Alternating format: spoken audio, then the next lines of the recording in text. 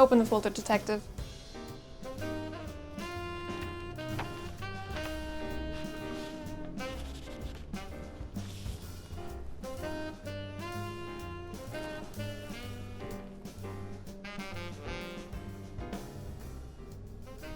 So, what do you think?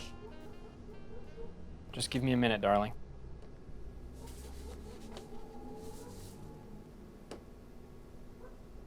Now, what is a woman like you doing with photos like these? Well, you see, detective, my lifelong best friend, Ann Robinson, has been missing. And those are the photos of what I believe is her murder. Her murder? So you believe this is a photo of her? Yes, I've seen the photo, detective. It makes me sick. I couldn't make it through the rest of them. My fault, miss. I'm sorry to hear about your friend. Now, I know the face is incredibly disfigured, but the body is wearing Anne's clothing and jewelry. That is her favorite red dress, and those are her favorite pearls. When did you see your friend last? About a week ago. I haven't talked to her since. Sorry, doll. I only work on more high-profile sort of cases, if you understand. Please, detective, I need someone of your reputation on this case. Anne deserves the best. She deserves you. Knowing you, detective... Call me Stan. Of course. Knowing you, Stan, you'll have this case figured out in a couple of days. Here's what I'll do. I'll work on this for a few days, get you some closer. A pretty woman like you deserves help from a detective like me. Oh, thank you, Stan. I do have one condition. And what's that? I need your smile with me on the whole case. Wherever I go, you're gonna come with me. Is that all right? That's all right, Stan.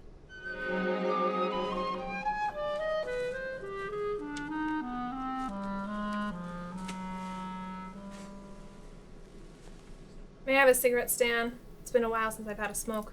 This is a pipe on the office, doll. So you're telling me that this folder just arrived in your mailbox? Yes, and it said to deliver it to Detective Stanley Morgan. Odd.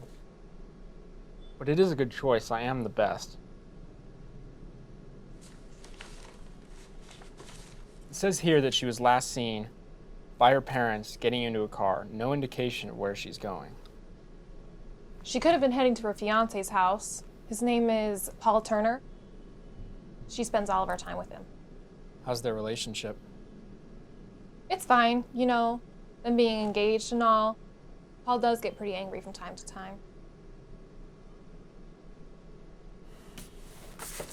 These his initials? Yes, and that is his favorite knife. He gave it to Anne for their engagement gift. Have you heard from him recently? Not for some time, I'm afraid.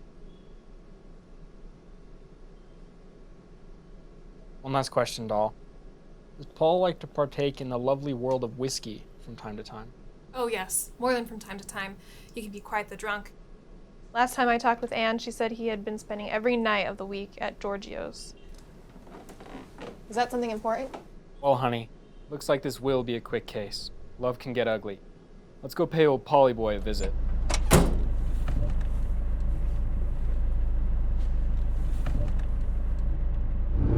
Slow down, Stan! Sorry, doll, but with a lead like this, I've got no choice but to step on it.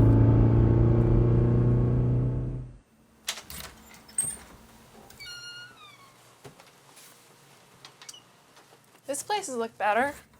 Paul! Paul Turner!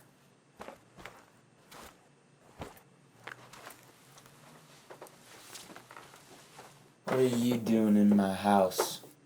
Detective Stanley Morgan? We're looking for your lovely fiancée, Anne, wasn't it? Has she been around today? Ain't seen her. Don't know where she's been.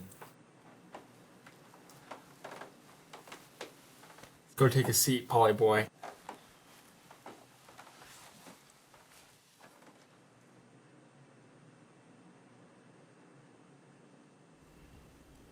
So tell me, Paul, why haven't you seen Anne? I would hope someone wants to see their fiancée as much as possible. Well, I told. She went. Paul, is this your knife? Paul, are these your initials? Yeah, but Paul, I need an answer. I don't. Tell me, Paul, When is the last time you saw Anne? I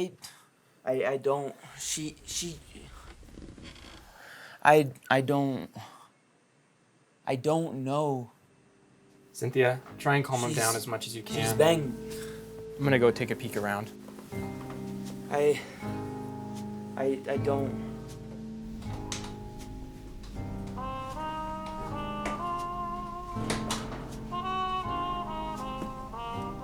Paul seemed awfully nervous, even for a drunk like him.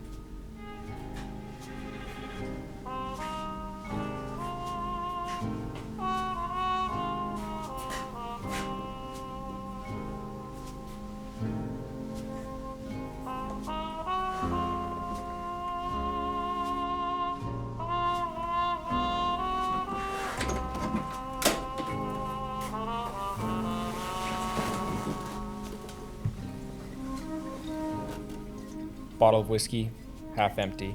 No surprise.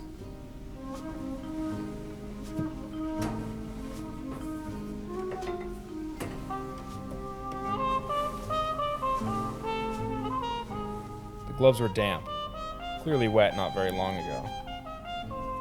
Did Paul work outside? I had to look at them in the light. It was a nice car for a guy like Paul.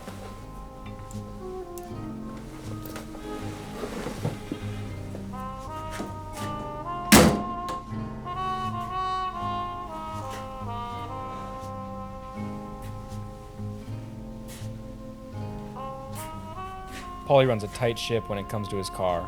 His house was a mess, but his car was spotless. I had to investigate the rest of the house.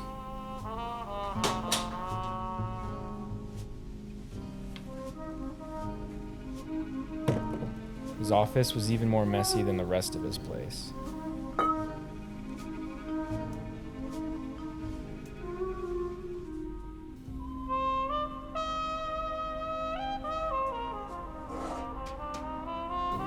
Nothing important. A handful of junk and unfinished beer cans. Paul was a real piece of work.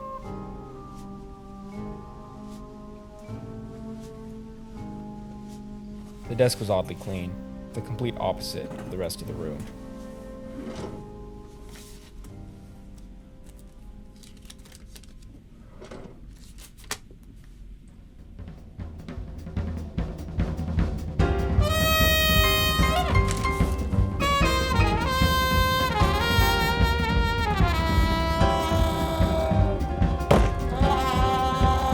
Cynthia, get your hands off that filthy rat. You did a real poor job, pal. You made this case easier than Louis Armstrong playing hot cross buns.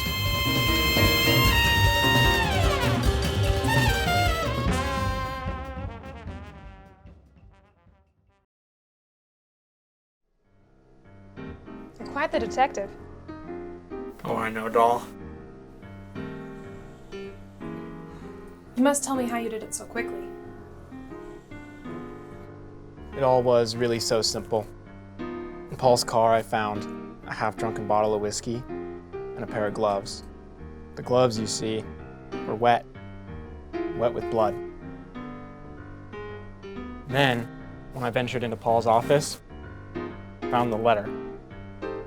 The letter in which a former lover of Anne's confessed his love for her.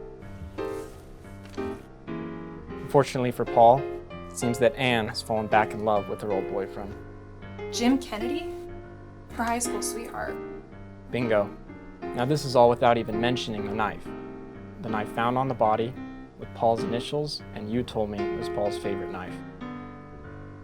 This was a crime of passion and anger, all too common in my line of work. He was drunk as a skunk, killed Anne in a blind fit of rage and heartbreak. It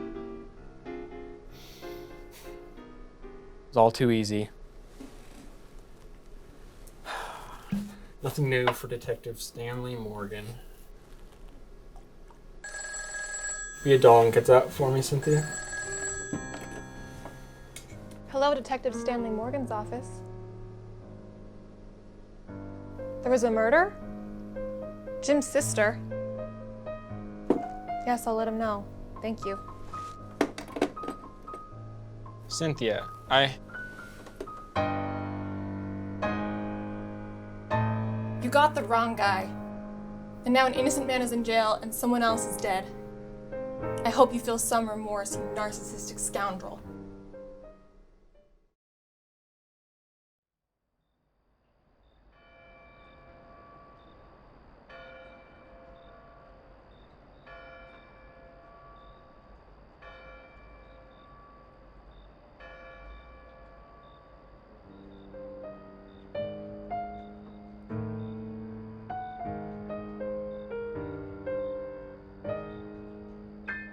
How could I have been so stupid?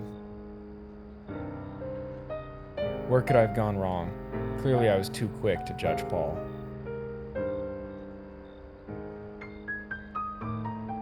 Why did a member of Jim's family die? It couldn't have been Paul. He's in the clink. I need to get in contact with Jim.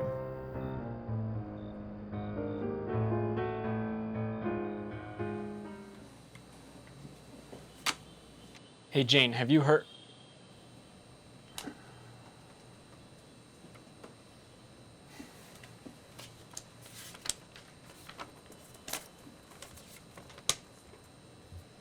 was a letter from Jim's family.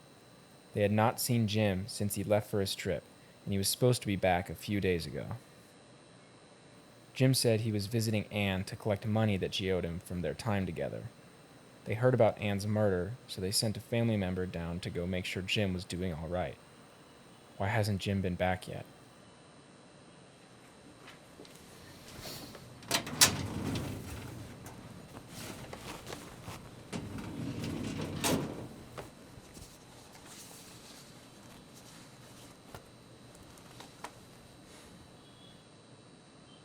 The clothing on the body seemed to be haphazardly put on.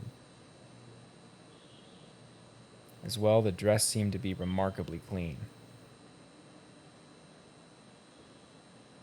Cynthia did say that Paul gave his favorite knife to Anne when they got engaged.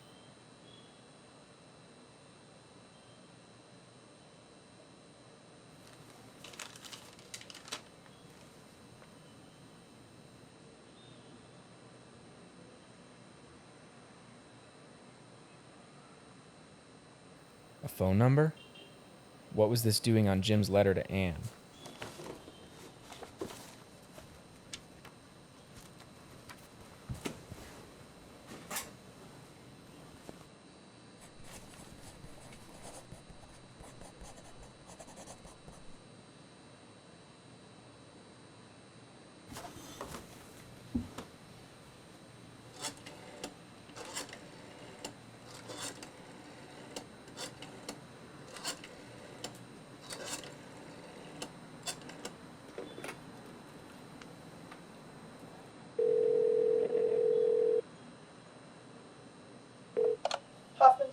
How can I help you?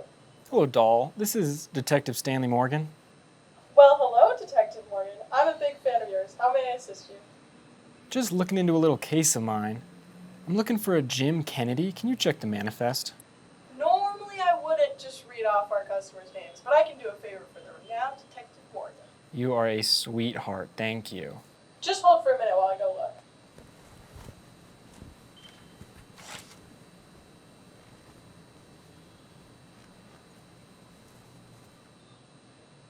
You still there, Detective?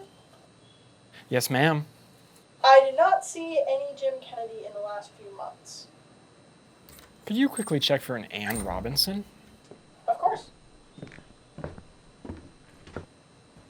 There is an Anne Robinson. She checked in last week, it looks like. Room 13. Thank you. And this is the Hoffman's Hotel on 83rd? Yes, it is. Thanks a million, dear. Can I help you? Did you say Hoffman's Motel? Yeah, what's it to you? Well, it's just that me and Anne used to go there back in high school, to get away from the parents and everything. Honey, I think you just got us our next best lead. You coming, doll?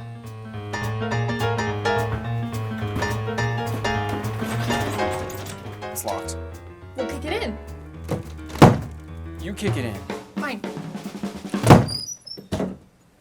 Anne Robinson, you are under arrest. Anne? Cynthia? Save it. I know all about your plan. Forgot to check the back of the letter you forged for Jim, didn't you? And you managed to keep a hold of Jim's suit. Stan, what is going on? What does this have to do with Jim? And why am I standing in a hotel room with my dead best friend? Let me lay it out for you. Don't! Save it, dollface. You've been had. I'm gonna share the truth with your friend. Cynthia, you know that Jim and Anne were high school sweethearts? In a telegram from Jim's parents, I learned that Anne borrowed considerable money from Jim. Naturally, when the relationship ended, he wanted it back. And this wasn't a small amount of cash. So you made a dinner date with Jim, but you didn't have any intention of giving Jim's money back. You and Paul conspired to take Jim for even more money. Cynthia, remember when Paul was unable to answer any of my questions? Yes, but wasn't he drunk? Well, certainly that, but more importantly, he was guilty too. He and Anne conspired to rip off Jim. But Anne, you didn't have any intention of sharing the money, did you? He was a bad husband, always drinking, treated you poorly. He was a deadbeat. We all know this. If only you stopped there, Anne, what a different situation we would be in. Anyway, during your little ruse, Jim gets angry. He wants his money back. You panic because you can't pay him. You convince him to get back in the car, and you start driving to a remote location. Cynthia, I'm sorry to tell you this, but Anne murdered Jim. She drove him out there to kill him. It was in self-defense. You completed with self-defense, but you drove Jim all the way out there. You attacked Jim first. You hopped on him in the car and tried to strangle him, but he pushed you off, and you ran. He followed you, calling out your name. You hid and waited for him. I was hiding from him, not for him. Oh yeah, that explains why your dress is nice and clean, and his suit's been dragged through the mud. You stab Jim in the chest and he bleeds out right there. You switch clothes with Jim's body and disfigure his face. Absolutely disgusting work. You plant the knife on Jim's corpse and wet Paul's driving gloves in his blood. You stash Paul's car back in the garage with the driving gloves while Paul's out drinking. Anne, how could you? Please believe me, it was in self-defense. I would believe you, but I already thought you were dead. Why would someone who was innocent go through all this trouble? You make me sick. My thoughts exactly, Cynthia. Now, as I was saying, Anne forged a letter for Jim, a letter where Jim professed his love for Anne. To put a cherry on top, Anne put her blood on the letter, and while Paul was out, hid it in his desk. I'm sad to admit that this letter fooled me too. It's okay, Stan. You need to take it slow. Yes. Because of my mistake, an innocent woman is dead. Jim's sister didn't deserve the fate that met her. But it wasn't only my mistake. It was your fatal one. If you hadn't killed the late Miss Kennedy, Paul would have rotted in that jail cell for the rest of his life. You just had to clean up all the loose ends. Detective, Dan, take her away. I don't want to see her anymore. You heard the woman. You're coming with me. I'd be halfway to goddamn Chicago by now if it wasn't for that obtrusive sister. Jim deserved it, and so did she. You as well, Cynthia. I always hated All you. right, that's enough out of you. Let's go get you that well-earned time in the clink.